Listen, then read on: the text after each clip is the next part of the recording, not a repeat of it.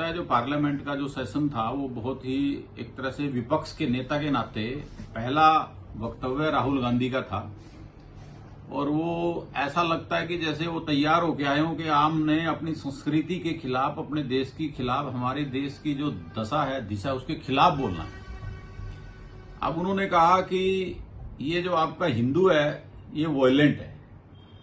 मेरा एक सवाल है आपके माध्यम से, एक भी किसी कांग्रेसी भाई ने इस बात का रिवर्ट नहीं किया। क्यों नहीं किया? बात समझने की होती है।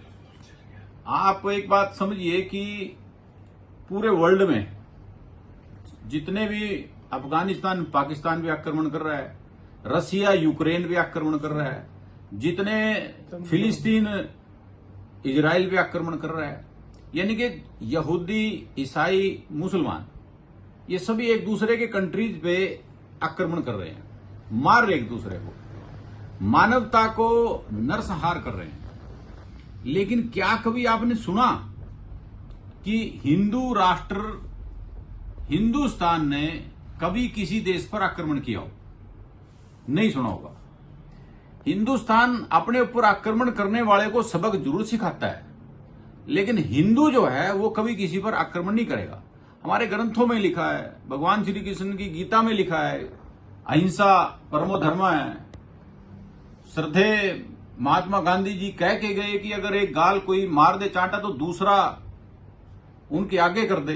तो यानी कि देश में ऐसी संस्कृति, और हमारे देश का जो हिंदू समाज है वो ऐसा समाज है, सबको साथ लेकर चलता है।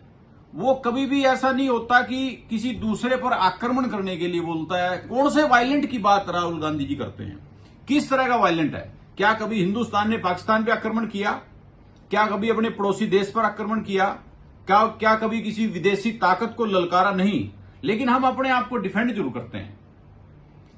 हिंदू शब्द का जब तक कोई व्यक्ति समझ ना पाए कि हिंदू है क्या, उसके जीवन में कभी भी अच्छी पवित्रता नहीं आ सकती।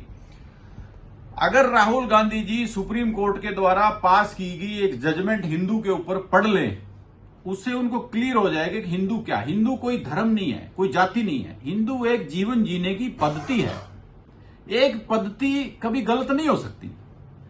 उस पद्धति पर चलकर करोड़ों सालों से यह संसार आज भी कायम है। अभी अगर राखीगढ़ी में अगर आपने पीछे पढ़ा हो, जब खुदाई हुई वहां पर सरस्वती सिंधु घाटी सभ्यता की, तो उसमें पाया कि एक चित्र ऐसे मिला, ऐसे एक चित्र मिला जो ऐसे हाथ जोड़े था।